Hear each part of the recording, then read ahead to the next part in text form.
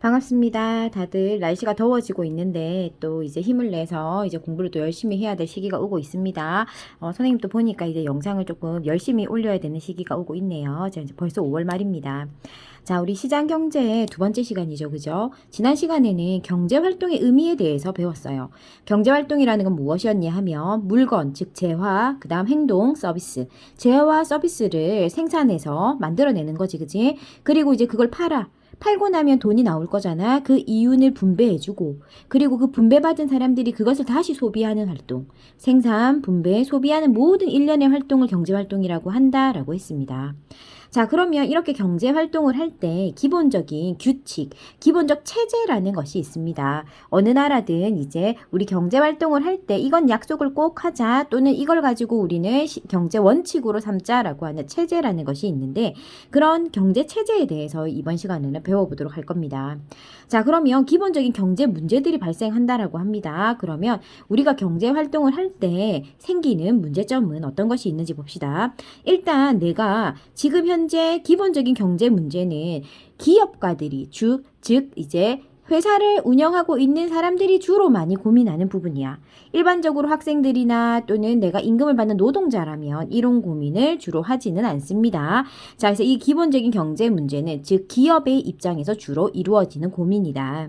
일단 무엇을 얼마나 생산할지, 그 다음 어떤 방법으로 생산할 거냐, 너 공장을 만들 거냐, 아니면은 뭐 집에서 할 거냐, 뭐 사람을 얼마나 고용할 거냐, 아니면 사람이 들지 않는 기계로 할 거냐, 이런 여러 가지들, 내가 무엇을 만들지, 어떻게 생산할지, 누구를 위해서 생산할 것인지를 우리가 고민하게 된다는 거지. 그지? 그러면 무엇을 얼마나 생산할 것인가에서 생산물의 종류나 수량을 결정하게 되겠지.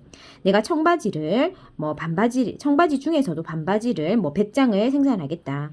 그러면 어떻게 생산할 건데? 생산 방법을 선택해라. 그러면 뭐 공장을 만들어서, 또는 뭐 디자이너를 고용하고, 그다음 뭐 원자재나 이런 것들을 어떻게 수급할 건지, 이런 여러 가지 방법들을 선택하게 될 거야.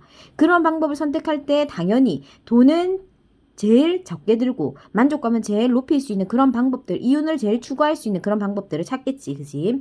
자, 그렇게 해서 우리가 반바지를 만들었다. 그러면 그 반바지 만든 것을 갖다가 팔아서 남는 이윤이 있을 거잖아. 그 이윤을 어떻게 나누어 줄 것인가. 내가 예를 100만 원을 벌었으면 내가 뭐 50만 원을 가지고, 나머지 50만 원을 가지고 이제 생산비라든지 임금이라든지 이런 걸 나눠 줄 건지, 아니면 나는 10%만 가지고 90%를 나누어 줄 건지, 뭐 이런 기타 등등의 어떻게 나눌 것인가에 대해서 고민하게 될 것이다.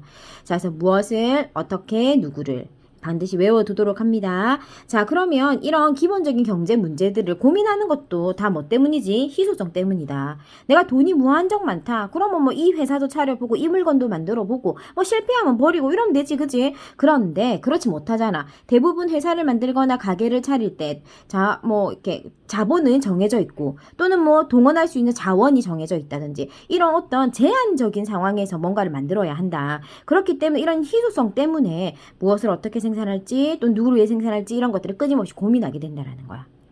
자, 그러면 이런 끊임없는 이런 기본적인 경제의 고민들을 해결하기 위해서 어떤 체제를 우리는 도입했는지 봅시다. 자, 시장경제체제와 계획경제체제라고 우리가 나누어집니다. 시장경제체제는 현재 우리나라와 여러 민주주의 국가들이 가지고 있는 기본적 경제체제가 시장경제체제입니다. 계획경제체제는 계획경제만을 하고 있는 나라는 오로지 북한입니다. 그러니까 공산주의 국가들은 대부분 계획 경제를 가지고 있습니다. 하지만 이제 그 말도 딱 옳은 말은 아닌 것이, 소련이나 뭐 러시아나, 그러니까 우리가 지금 현재는 소련이라고 얘기하죠, 그죠? 소련이나 중국처럼 뭐 체제 자체는 공산주의 체제를 유지하고 있지만 경제는 이미 시장 경제 체제로 돌아선 공산주의 국가들도 많아요. 그래서 북한 같은 경우에만 시장 경제 체제 개방을 하고 있지 않습니다. 자, 그래서 북한만 계획 경제다라고 보시면 좋습니다. 그래서 그렇다면 계획 경제라는 건 뭐냐면 말 그대로 국가가 모든 것을 가지고 있고 국가가 계획을 세워서 국가 전체의 경제가 돌아간다라는 거야. 자, 그래서 이런 계획이나 아까 우리가 무엇을 얼마나 생산할지, 어떻게 생산할지, 누구를 위하여 생산할지, 이런 경제 문제들을 오로지 다 누가 결정한다? 국가가 결정한다. 자, 그래서 부의 소득의 불평등을 완화하고자 노력했다. 그럼 계획경제라는 게 만들어진 이유가 뭐 때문이다? 부의 소득의 불평등을 완화하기 위해서다. 자, 그러면 우리가 이게 왜 이렇게 나오게 되었는지 시장경제체제를 한번 살펴보면서 다시 계획경제를 또 연결해서 말해보도록 합시다. 시장경제체제라는 것은 말 그대로 시장이 모든 것을 해결하는 거야. 어떤 문제를, 무엇을 얼마나 누구를 위해서 생산할지를 그냥 시장이 알아서 정한다라는 거야. 시장이 뭔데? 시장이 살아있는 거가 어떻게 지가 알아서 정하노? 이런 생각해봐야 된다. 자, 내가 만약에 옷을 사러 백화점이든 뭐 요즘 시장 잘 안 가니까 물건을 파는 곳에 간다고 생각해봐. 그러면 여러 티를 한 장 사러 가도 여러 브랜드가 있고 여러 같은 티라도 파는 가게마다 가격이 조금씩 틀릴 수가 있어. 그치? 이렇게 내가 물건을 판매하는 입장에서는 내가 내 티셔츠 한 장을 팔기 위해서 어떤 사람은 새벽 5시에 나와서 저녁 9시에 가게 문을 닫을 수도 있고 어떤 사람은 저녁에 잠깐 나와가지고 가게를 운영할 수도 있어. 그래서 내가 열심히 일해서 한 달에 1,000만 원을 벌는 거 다 내 몫이고 내가 뭐 좀 대충 일해가지고 뭐 한 달에 20만 원을 벌든 100만 원을 다 그건 어쨌든 나의 경제적인 자유다. 그래서 내가 어떤 티셔츠를 사고 또 많이 팔리는 티셔츠를 상인들은 많이 가져다 놓고 또 상인들이 많이 가져다 놓는 티셔츠를 공장에서 많이 만들고 이런 어떤 자연스럽게 선택의 개인의 자유의지에 의해서 그런 선택이 하나하나 모여서 전체 경제 하나가 돌아가고 있는 거야. 내가 배가 고파서 떡볶이를 사 먹는데 떡볶이 아줌마는 그 돈을 가지고 떡과 설탕과 고추장을 살 수 있고 또 떡볶이 아줌마가 떡이나 고추장을 사니까 고추장 공장이 돌아가고 떡 공장이 돌아간다라는 거지. 그지? 이런 게 바로 시장 경제다. 누가 뭐라고 뭐 관여하지 않아도 사람들은 누구나 다 자기의 이윤을 얻기 위해서 떡볶이 아줌마가 야 학생들 배고프겠다 하면서 떡볶이 만드나? 아니란 말이지. 나 이거 떡볶이 벌어가지고 뭐 오늘 이번 달 한 달 생활비 벌어야지 하면서 열심히 떡볶이 팔아. 우리도 떡볶이 사 먹을 때 아줌마 부자 되게 해줘야지 하면서 떡볶이 사 먹어? 아니란 말이지. 자, 내가 배고파서 떡볶이 사 먹어. 아줌마도 자기가 돈 벌려 떡볶이 만들어. 공장들도 자기들이 돈 벌려고 떡이나 설탕이나 공장들이 돌아가고 있단 말이지. 이렇게 다들 자유의지를 가지고 활동을 하지만 이런 것들이 톱니바퀴처럼 머물러서 돌아가고 있는 게 시장경제체제다. 그 속에서 내가 1시간을 일하든 2시간을 일하든 내가 1억을 벌든 1,000만 원을 벌든 그것은 오로지 내 선택이고 내 몫이라는 거야. 그게 시장경제야.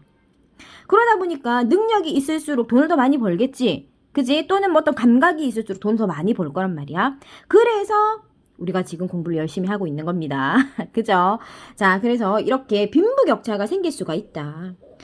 자, 그래서 시장경제체제는 개인이 자신의 이익을 추구하다 보니까 사회의 효율성이 증대된다라는 거 반드시 아셔야 됩니다. 효율성이 증대되고 효율적으로 배분될 수 있다. 왜냐하면 다 개인은 자기의 어떤 만족을 위해서 하다 보니까 누구나 내가 손해보고 남을 이익되게 하면서 활동하는 경제인은 없어. 그러다 보니까 자원이든 또는 돈이든 어쨌든 경제라는 것은 효율적으로 돌아갈 수밖에 없는 거야. 왜냐하면 사람들은 누구나 다 최소의 비용을 넣고 최대 만족감을 얻고 싶어. 그렇기 때문에 시장경제체제의 최고의 큰 장점은 효율적이라는 거야. 누가 시키지 않아도 누구나 다 알아서 효율적으로 움직여. 자, 그래서 자원도 효율적으로 배분되고, 자, 뭐 어떤 것들 모두 다 효율적으로 이루어질 거야. 그러다 보니까 능력을 더 얻기 위해서 사람들은 많은 노력을 하게 되고, 그러다 보니까 빈부격차라든지 환경오염이라든지 이런 것들이 심해진다. 빈부격차까지는 이해 가는데 환경오염은 뭐지? 하고 생각할 수 있다. 환경오염이 심해지는 이유는 뭐 때문이냐 하면, 자, 환경오염 심해지는 건 이런 거야.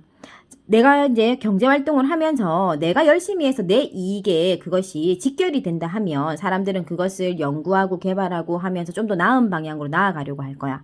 그런데 이제 정부에서 네가 이렇게 예를 들어서 공장을 돌리고 있는데 네 공장에서 나오는 쓰레기가 환경을 오염시키고 있으니까 너 종량제 봉투를 사서 여기 넣어가지고 쓰레기를 버려. 또는 뭐 폐수를 정화시키는 시설을 만들어 라고 만약에 얘기한다 하자. 이건 사회 전체를 위한 거야 라고 얘기를 했어. 그런데 이제 사장님 입장에서는 가만 살펴보니까 내가 이걸 밤에 몰래 강에다가 이 오수를 버리면 뭐 사람들은 그걸 먹고 죽든지 말든지 상관없지만 나는 그 기계를 설치하지 않아도 되고 매달 그것을 정화하는 비용을 들이지 않아도 되는 거야. 왜냐? 그럼 내 돈 굳히는 거야. 한 달에 1,000만 원 나갈 게 안 나가도 된다는 거지. 그러다 보니까 우리가 시장 경제 체제의 단점은 무엇이냐 하면 내 이익에 어떤 영향을 주는 것들은 효율적으로 돌아가지만 사회 전체의 이익이나 나하고 상관없는 일에는 사람들이 그것을 쓰레기를 아무 때나 버린다든지 또는 뭐 폐수를 함부로 방류한다든지 뭐 이런 일들이 비일비재하게 일어나게 되더라는 거지. 그래서 환경오염도 심해지고 빈부격차도 심해지는 거야. 왜 빈부격차가 심해지는 걸로 우리가 연결되지? 사장들이 예를 들어서 그래 우리 똑같이 나누고 똑같이 하자 우리 고생했으니까 함께 나누자라고 생각하는 사람들이 많으면 참 좋겠지만 시장 경제 체제는 그렇지가 않다 그지? 어쨌든 나에게 가장 효율적인 제도로 가는 것이 시장 경제야. 자율 경제고. 그러다 보니까 같이 일해서 1,000만 원 벌었지만 사장들이 거기서 900만 원 가져가고 100만 원 가지고 노동자 10명한테 나눠줄 수도 있는 거야. 그지? 그걸 뭐라고 탓할 수가 없는 거지. 그지? 왜냐면 누구나 개인의 이익을 추구하는 것이 당연한 게 시장 경제니까. 내 이익을 추구하는 게 당연한 제도야. 자, 그러다 보니까 노동자들은 계속해서 가난해지고 또 사업주들은 계속해서 배를 불리는 그런 어떤 좀 무슨 고리라고 해야 되겠노? 악순환의 고리 같은 것들이 계속되는 거지. 자, 이런 것들이 계속되면서 그것을 지적하는 가난한 노동자들이 등장했는데 그게 산업혁명 이후에 많은 노동자들이 이런 것들을 지적하고 노동자들의 부당한 어떤 환경이나 노동 환경들을 개선시켜 나가려고 노력을 많이 했어. 그러면서 마르크스와 같은 사람들이 등장해서 계획 경제를 주장하게 된 거야. 야, 우리 이러지 말고 그냥 공평하게 국가가 모든 걸 다 가져가고 국가에서 우리가 모두 다 같이 6시간 일하고 똑같이 퇴근할 때 고기 한 근에 계란 한 판 받아가자. 이렇게 얘기하게 된 게 계획경제야. 시장경제라는 것은 어떤 불합리성을 가지고 있다라는 거지. 함께 열심히 일하지만 사장들이 더 많은 걸 가져간다라는 거야. 그래서 그것을 지적하면서 등장한 게 계획경제이기 때문에 계획경제의 주체는 국가고 형평성에 초점이 맞춰져 있어. 효율성이 아니야. 자, 불평등을 완화하기 위한 어떤 제도로서 시장경제체제를 비판하면서 등장한 것이 계획경제다. 그래서 모든 것을 국가가 가지고 생산수단 이런 거 다 공유하고 부하소득을 갖다가 공정하게 나누자. 그래서 시장경제체제가 효율성을 얘기하는 거라면 계획경제는 형평성에 초점이 맞춰져 있다라고 봐야 돼. 자, 그러다 보니까 우리가 계획경제에서 국가가 이제 공장이나 땅의 모든 것이 주인인 거야. 그래서 이제 단점도 있어. 뭐 물론 다 같이 이제 형평성에 의해서 다 같이 나눈다.